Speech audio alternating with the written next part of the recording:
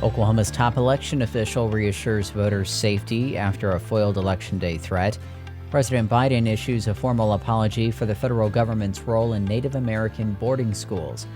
And a wildfire in southwestern Oklahoma continues to burn. We'll have the latest coming up on the KGOU AM News Brief for Monday, October 28th. I'm Nick Daniels. Oklahoma's top election official says voters should still feel safe when they cast their ballots. This comes following recent news of a foiled terror attack planned for Election Day.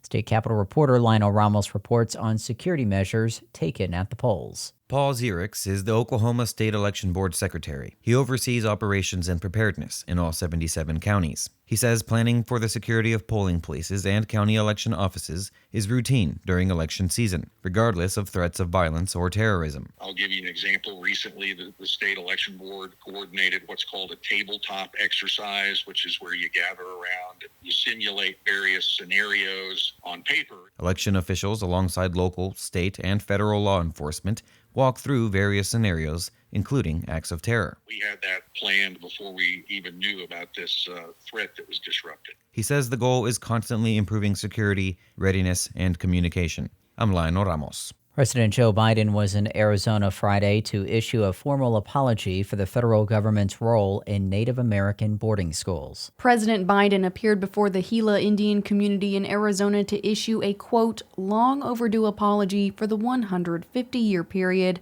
the federal government mandated the separation and assimilation of Native children from their families.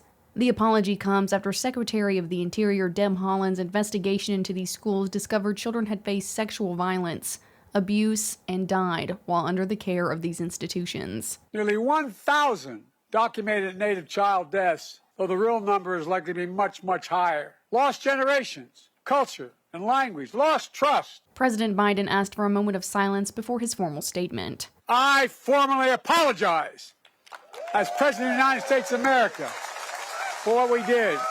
Oklahoma had the most boarding schools of any state in the U.S., with a total of 83. I'm Katie Hallam. The Wichita Mountains Wildlife Refuge in southwest Oklahoma is closed while a large fire burns through part of the preserve. The brush fire started Thursday afternoon and has since burned more than 10,000 acres. Comanche County emergency management officials say around 150 people from more than 20 agencies are working around the clock to contain the fire, which is still 0% contained. The teams have focused their efforts where the fire is closest to homes and are performing backburning to keep it from spreading. The International Gay Rodeo wrapped up over the weekend in El Reno. Dirt flies as horses gallop through the 36th annual World Gay Rodeo Finals in the Canadian County Expo and Event Center. There are 10 traditional events at the World Gay Rodeo Finals, but there are also some you won't find many other places, like a goat dressing contest. Mark Christensen is the rodeo's director. He got into the Great Plains Rodeo Association while in college. We are about family. And that's one of the things that a lot of folks don't understand. And that's what we are about. We are about family, and we're going to take care of our families. More than 100 people competed in the event. In El Reno, I'm Anna Pope. Oklahoma City's minor league baseball team has a new name. The team will now be known as the Comets.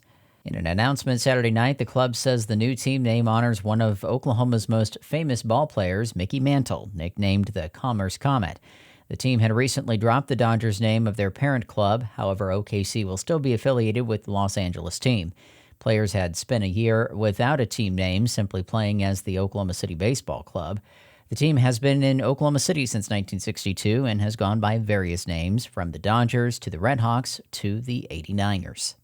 You'll find more news at our website, kgou.org, and on the KGOU PM News Brief podcast. The candidates for November are set. I know Donald Trump's type. Between now and Election Day, we are not going back. A campaign season unfolding faster. Kamala Harris is not getting a promotion Than any in recent history. Make America great again.